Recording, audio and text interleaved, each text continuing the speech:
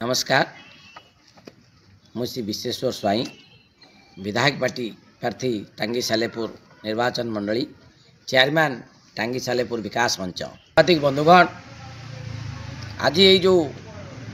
मु सालेपुर टारे सांबादिक सम्मेलन आयोजित करिछि सबुठु गुरुत्वपूर्ण विषय आज 7 कोटी दाबी संबलित आपण मानक माध्यम सरकार पाखे उपस्थापन करी मधुबाबू का जन्मपीठ को नहीं सबुठ गुरुत्वपूर्ण विषय ये 7 दफा संबलित दाबीपत्र आज जो आम कलेक्टर माध्यम आमर जनमंगलकारी सरकार मुखिया माननीय मुख्यमंत्री मोहन चरण माझी उद्देश्य प्रेरित करूँ। प्रथम दाबी मोर रही आगुरी मध्य रही मधुबाबू को मरणोत्तर भारत रत्न पुरस्कार किभली यथाशीघ्र दिज्व तापरे राज्य सरकार पदक्षेप ग्रहण करंतु। द्वितीय दाबी मोर रही मो निर्वाचन मंडली अंतर्गत मधुपीठ सत्यावामपुर जो अवस्थित ताको आमर देशर गृहमंत्री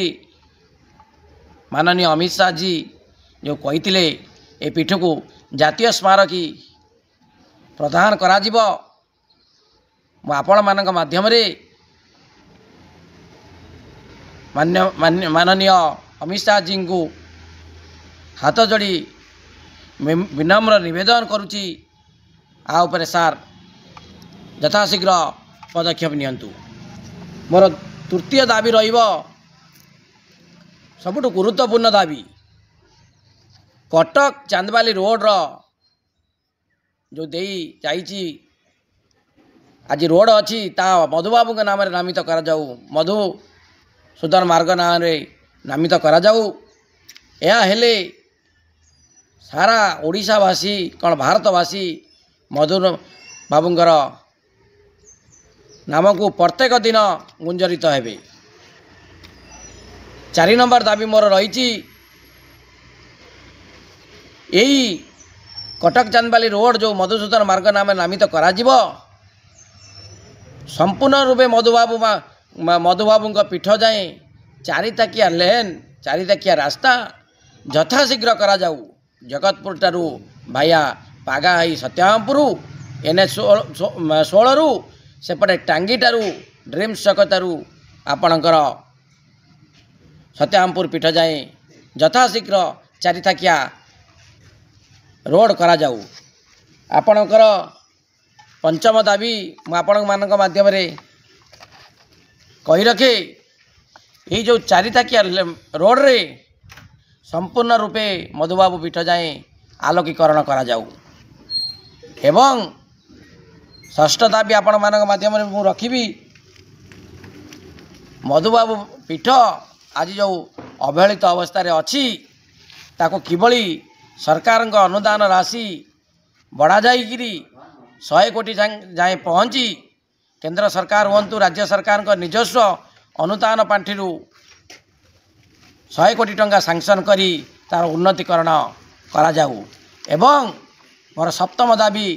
शेष दाबी रहिबो आपण मानक माध्यम मीडिया भाई माने जगतपुर टारे एक 100 तोरण किभली बनाजिब एवं ड्रीम्स जगतारे आउ गोटे टांगीटारे किभली 100 उच्च तोरण बनाजिब मधुबाबू स्मारकी तोरण जहाँ यथाशीघ्र मुठारे आम देशर राष्ट्रपति ओडिया झील माननीय द्रौपदी मुर्मू महाशया एवं भारत वर्षर जननायक मान्यवर प्रधानमंत्री नरेंद्र मोदी महोदय एवं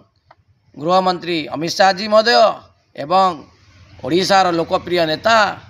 मान्यवर धर्मेंद्र प्रधान महोदय एवं ओडिशार लोकाभिमुखी मुख्यमंत्री मोहन चरण माझी को विनम्र निवेदन करुच्ची एवं हाथ जोड़ी एवं गोड़ धरी प्रार्थना करुच्ची किभली आपण माने आपरे दृष्टि देई किभली एई मधुबाबू पीठर उन्नतीकरण हो पार आ उपरे पदक्षेप नेले सारा टांगी सालेपुर निर्वाचन मंडली बासिंदा नुहंती सारा ओडिशावासी उपकृत हेबे।